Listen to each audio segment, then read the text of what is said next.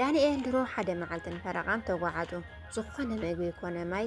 ኣይፀዓኑን ጥምየትን ጽምእን ማይን ድማ ነይርዎም ኣብ ከምዚ ኩነታት ከለዉ ከዓ እታ ጃልቦኦም ሰላምታይ ረሳዕኹ ዝኸበርኩምን ዝኸበርክንን ናይ ቻናለይ ቤተሰብ ከመይኒኹም ኮራተይ ኣነ እግዚአብሔር ይመስገን ጽቡቕ ኣለኹ ከምታ ኣነ ሰላም ዘለኹ እውን ሰላም ክትህሉ ሰላም ክትህልዋ ናይ ወትሪ ትምኒቴና ኮራተይ ነዚ ቻናለይ ሓደሽቲ ዝኾንኩም ከም ዝተለመደ ሰብስክራይብ ብምግባር ቤተሰብ ኩኑ ቤተሰብ ዝኾንኩም ድማ ሼር ላይክ ኮመንት ላጎርኩም ከም ትነኩሉ ግዜ መበረታዕኹም ኣይፈለየኒ ላይክ እና ኮመንት ላጎርኩም ኩሉ ግዜ ተበረታትዑን ዘለኹም ኣሕዋተይ ከዓ ካብ ልቢ ዘመስግንና ንሎማዓንቲ ከዓ ሓቀኛ ዛንታ ሳምራዊት ብዝሓለፈ 18 ክፋል ለቕሪበልኩም ነይርና ሎማዓንቲ ከዓ 19 ክፋል ሒዘልኩም መፅለኹና ላብ ኣከብለኩም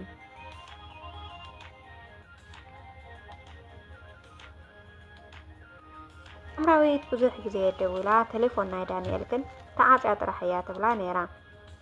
ዓቕሊ ጽበት ቶማስ ፎቶት ኣለዎ ኢላ ናብ ቶሚ ደወለት ቶማስ ግን ቅድሚ ክልተ መዓልቲ ተደዋዊልና ነርና ኩሉ ወዲኡ እቲ ደላሊ ክሳዕ ተበገሱ ዝብለና ኢና ንጽበ ዘለና እውን ኢሉ ነይሩ ብድሕሪኡ ግን ኣይተራኸብናን በላ ሳምራዊት ኣታ ቶሚ ሓወይ ብቅድሚ ትማሊ ናይ ምሸት ኣጋጣሚ ተደዋዊልና ነርና ክምለስ እየ ኢሉ ምስ ዓፀወኒ ኣይተመለሰን ንጽባሒቱ ተደወል ኩሉ ግን ቴሌፎኑ ኣይሰርሕን ክሳዕ ሕጂ ተዓፅያ እያ ዝብል ዘሎ በለቶ ብዓቕሊ ጽበት ቶማስ ምናልባት ተበጊሶም ክኾኑ ይኽእሉ እዮም ኣይትጨነቂ ድሓን ክድውለልክ እንድየ ዝኾነ ሓድሽ ነገር እንተሃልዩ ክድውለልክ እየ ኢሉ ቴሌፎን ዓፀዋ በዓል ዳንኤል ድሮ ሓደ መዓልቲ ፈረቓን ኮይኑ ተጓዓዙ ዝኾነ ምግቢ ኮነ ማይ ኣይፀዓኑን ጥምየትን ጻምእን ማይን ብጣዕሚ ነይርዎም ኣብ ከምዚ ኩነታት ከለዉ ከዓ እታ ጃልቦኦም ማይ ከኣትዋ ጀመረ ኣዝዮም ድማ ሸቐሉ እቲ ዝመርሖም ዝነበረ ካፒታን ግን ኣጆኹም ቀሪብና ኢና ነቲ ማይ በብሪጋ ቅድሕዎ ኣጆኹም እንዳበለ ከተባብዖም ጀመረ ኩሎም ከምቲ ዝበሎም በብሪጋ ነቲ ማይ ካድሕዎ ኣዝዮም ተዳኸሙ እቲ ቀዳድ እውን እንዳወሰኸ ስለዝኸደ እቲ ማይ ብርቱዕ ከኣቶም ጀመረ በቲ ዝተዋሃቦን ቴሌፎን ድማ ናብ ኢታልያ ናብ ስድሮኦም ደወሉ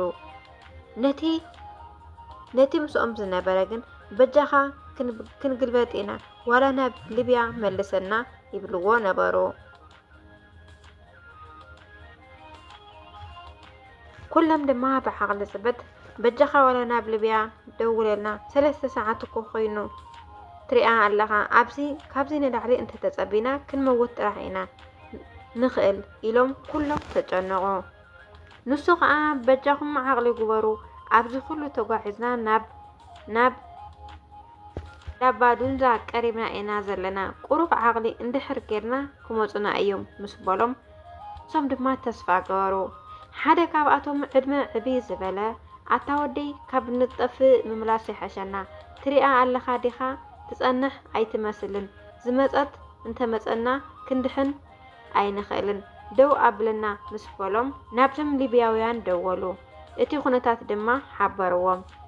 እቲ ማይ ኣዝዩ ብርቱዕን ብምቕዳሕ እውን ኩሎም ተዳኺሞም ነበሩ ኣብ ከምዚ ናይ ተስፋ ምቑራጽ ከለዉ ግን ንእሽተይ ተስፋ ረኸቡ ብቕድሚኦምን ብርሑቕን ሓንቲ ጀልባ ክትመጽእ ራእይዋ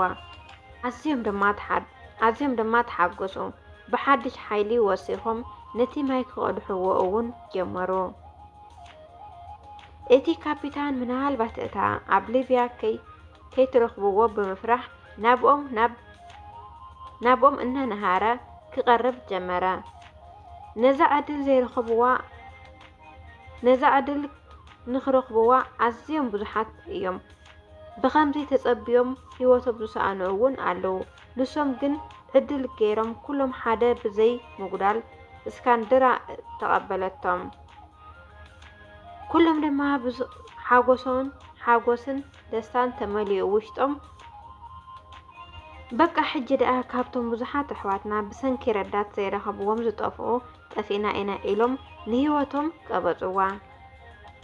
እቲ ካፒታን ግና ኣለኹም ኣጅኹም ኣብ ዝሓሰብክዎ ክትበጽሑ ኢኹም ዝብል ቃል ኣቕረበሎም ብሓጎስን ብደስታን ድማ ንኣምላኾም ከመስገኑ ጀመሩ ኣብ ላባዱዛ ምስ በጽሑ ዋይፋይ ስለ ዝረኸቡ ኩሎም ነናብ ስድሮምን ፈተውቶምን ደዊሎም ከም ዝኣተው ነገርዎም ናይ ዳንኤል ሞባይል ክጓዓዙ ከለዉ ናብቲ ባሕሪ ስለ ዝኣተወት ግን ብናይ ልዋም ገይሩ ንቶማስ ደውሉ ቶማዓርከይ ኣምላኽ ንዓይ ዝገበረ ንመን ገይሩሉ ብሰላም ኣትየ ኣለኹ በሎ ቶማስ ብሓጎስ እንኳዕ ብሰላም ኣተኻ ዝዓርከይ ኣሻቕልካና እንዲኻ ቀኒኻ ምስ በሎ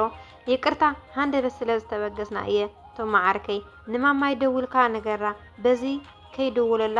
ረሲድ የብላይን ዘላ እዛ ቴሌፎን በሎ ቶማስ ንኩሎም በብሓደ ደዊሉ ነገሮም ኣዝዮም ድማ ተሓገሱ ኣዲኡ ግን ከይረኸብክዎ ኣይኣመንን ግድን ኣራኽበኒ ስለ ዝበለቶ ኣብ መስመር ሓዊሱ ድማ ድምፂ ከም ዝሰምዓ ገበረ ጉዕዞም እንዳቐጸሉ ከለዉ ሓደ ኣብ እንግላድ ዝቐመጥ ዓርኮ ግድን ናብዚ ክትመጽእ ኢኻ ናይ መንጽኢኻ ኩሉ ካባ እዩ ስለ ዝበሎ ንልዋም ኣማኸራ ልዋም ከዓ ጸገም የብሉን ንስኻ ሓሊፍካ ትጸንሐኒ ኣነ ግን ኣሕዋተይ ግድን ክሪኦም ኣለኒ ቀስ ኢለ ከዓ ናባኻ ይመጽእ በለቶ ብኸምዚ ተስማዕሚዖም ከዓ ንሳ ናብ ጀርመን ዝቕመጥ ምዕባይ ሓዋ ንሱ ከዓ ይቕጽል ማለት እዩ ኮራቴ ሓቀኛ ዛንታ ሰምራዊ 19 ክፋል እዚኣ ትመስል ማለት እዩ ፍቕሪ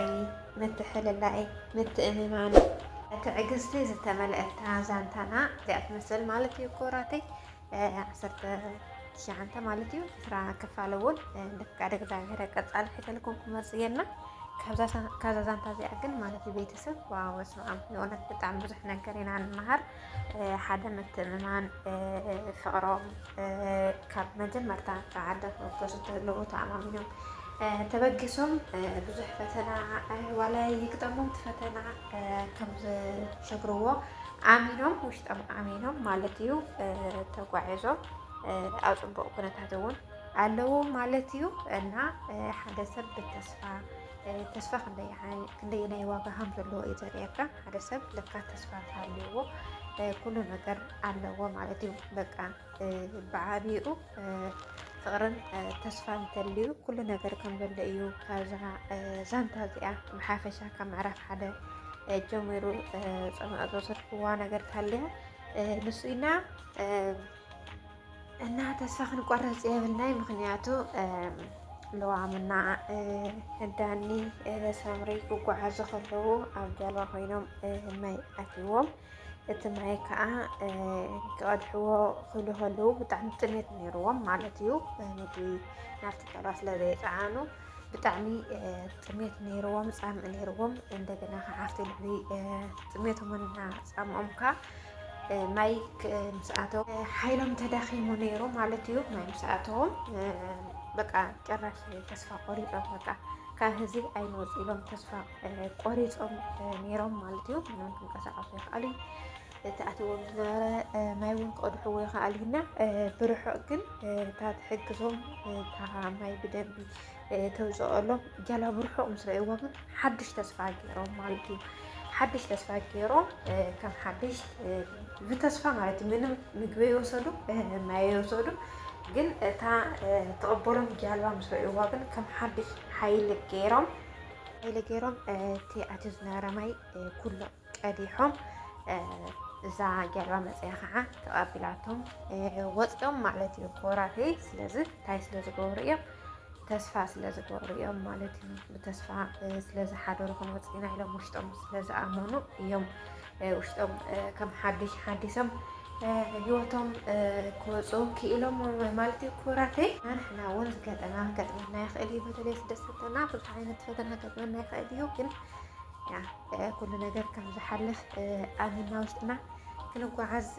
ከም ዘለና እያ ተርእየካና ናለማ ዓዲ ቪድዮና እዚኣ ትመስል ማለት እዩ ኮራተይ እስካብ መጨረሻ ስለዝተኸታተልኩም ከዓ ቴንኪዩ ራልኩ ኣብ ኣኽለኩም ኮራተይ ባይ ባይ